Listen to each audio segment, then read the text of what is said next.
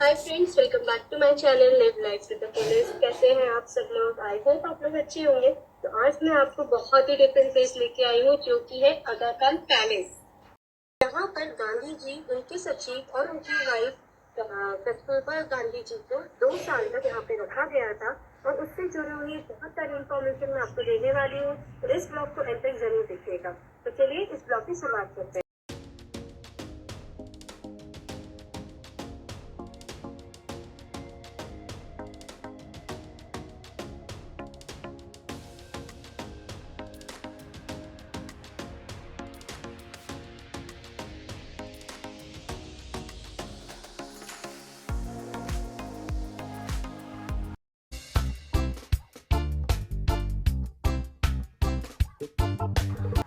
तो फ्रेंड्स, आगा खान पैलेस कल्याणी नगर पुणे में बना हुआ है और ये यहाँ का पार्किंग एरिया है जिसके कोई एडिशनल चार्जेस नहीं है। This is the ticket counter जहाँ पे जाके आपको ऑनलाइन टिकट्स मिलती है, क्योंकि ऑफलाइन टिकट्स अब बंद हो चुकी हैं मिलना।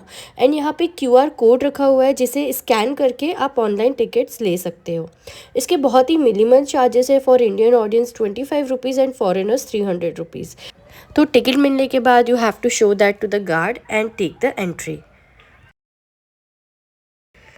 तो one side is a way to go for samadhi and another way is the aga khan palace. तो चलिए जानते हैं इस aga khan पैलेस के बारे में। पैलेस के बाहर ही आपको ऐसा बोर्ड देखने को मिलेगा जिसपे 3 languages Hindi, English and Marathi में aga khan पैलेस के बारे में इंफॉर्मेशन दी गई है, इसकी सिग्निफिकेंस के बारे में बताया गया है। तो गाइस, इस ब्यूटीफुल पैलेस को सुल्तान मोहम्मद शाह आगा थर्ड ने 1892 में बनवाया था। और यहाँ पे आपको भारतीय स्वतंत्रता आंदोलन और गांधी जी के जीवन और कार्यों के बारे में जानने को मिलेगा। इस महल का निर्माण आसपास के क्षेत्र के अकालग्रस्त ग्रामीणों को रोजगार देने के लिए किया गया था। कहा जाता है कि इस महल के निर्माण से 1000 लोगों को रोजगार मिला था और ये 5 साल में बनाया गया था। 9 अगस्त 1942 को भारत छोड़ो आंदोलन शुरू होने के बाद महात्मा गांधी और उनके प्रमुख स्वतंत्रता सेनानियों को गिरफ्तार कर लिया गया था। गांधी जी, उनकी पत्नी कस्तूरबा गांधी जी और उनके सचिव महादेव भाई देसाई को पुणे में इस aga khan पैलेस में नज़रबंद कर दिया गया था। गांधी जी ने aga khan पैलेस में लगभग 2 साल बिताए और इस दौरान उन्होंने कई महत्वपूर्ण लेख और पुस्तकें लिखी। कस्तूरबा गांधी जी और महादेव देसाई का निधन इसी नज़रबंदी के दौरान हो गया था।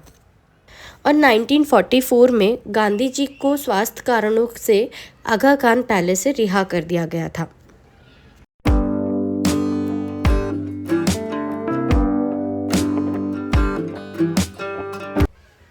ये पूरा महल 19 एकड़ में फैला हुआ है, जिसमें से 7 एकड़ में पूरा स्ट्रक्चर बना हुआ है। और इस महल में 5 बड़े बड़े हॉल्स हैं, एक बहुत बड़ा सा बरामदा है और बाकी का पूरा area is open area for the park. तो यहाँ पे आपको बहुत सारी ग्रीनरीज देखने को मिलेगी। यहाँ पे बहुत सारे कमरे बने हुए हैं और कुछ कमरे ही ओपन हैं फॉर द विजिटर्स। बाकी सारे कमरे यहाँ पे बंद हैं। बट बहुत ही अच्छे तरीके से ये पूरा पैलेस मेंटेन किया गया है। यहाँ का गार्डन मेंटेन्ड है, यहाँ की बिल्डिंग का स्ट्रक्चर मेंटेन्ड है।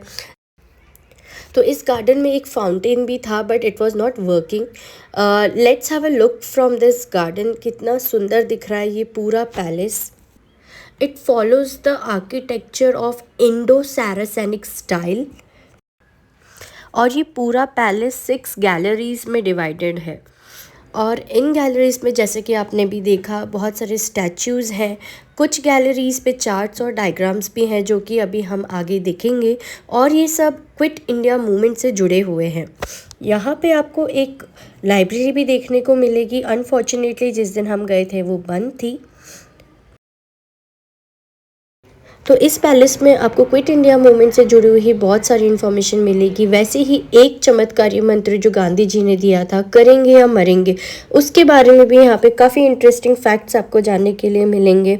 यहाँ पे गुप्त रेडियो की शुरुआत कैसे हुई थी, इसके बारे में भी बहुत अच्छी तरीके से विजुअल प्रेजेंटेशन के द्वारा भी समझाया गया है। अगर आपको थोड़ा भी इंटरेस्ट है हिस्ट्री में तो लिटरली आप इस जगह पे आकर बहुत ज़्यादा इन्जॉय करेंगी। इन सारी चीज़ों को जानने में आपको बहुत ज़्यादा इंटरेस्ट आएगा।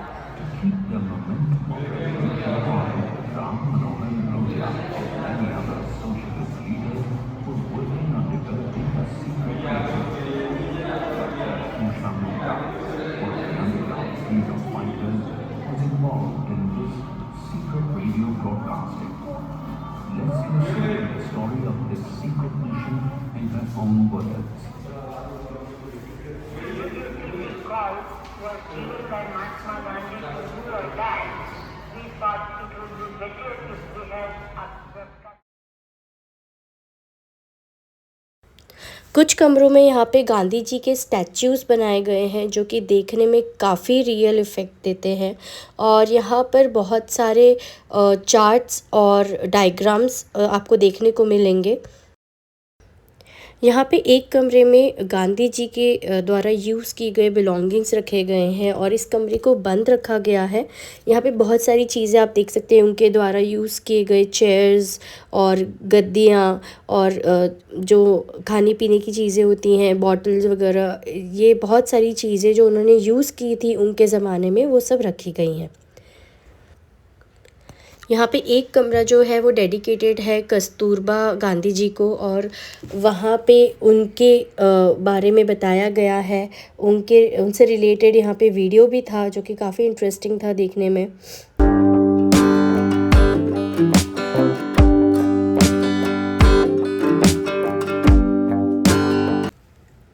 इस पैलेस के अंदर आपको खादी एंड ग्राम उद्योग एग्जीबिशन कम सेल काउंटर देखने के लिए मिलेगा।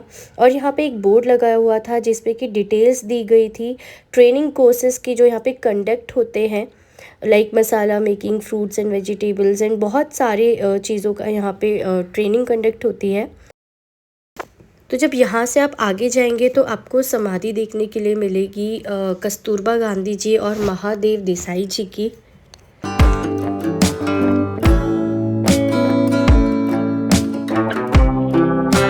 1992 में कुछ पोर्शन महात्मा गांधी जी के एशेस का यहाँ पे शिफ्ट किया गया और एक और समाधि बनाई गई कस्तूरबा गांधी जी और महादेव देसाई के बिल्कुल पास में। और ये मार्बल फ्लोरिंग है यहाँ पे इन समाधियों के ऊपर।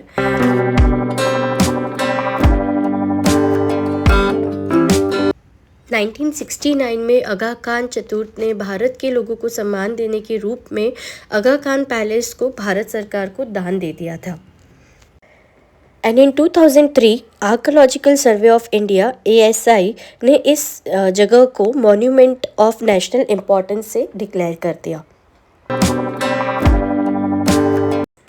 This palace is a major attraction for photographers for various kind of photo shoots because of its architecture and greenery. इसी कॉम्प्लेक्स के अंदर आपको कैंटीन भी मिल जाएगी, तो आप चाय नाश्ते के लिए यहाँ पे आ सकते हो। 1 to 1.5 आवर्स में आप इस पूरे पैलेस को अच्छे से कवर कर सकते हो।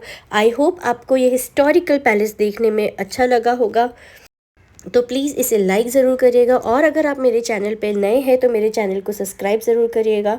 मिलती हूँ एक नए वीडियो के साथ बहुत जल्द। Till then bye.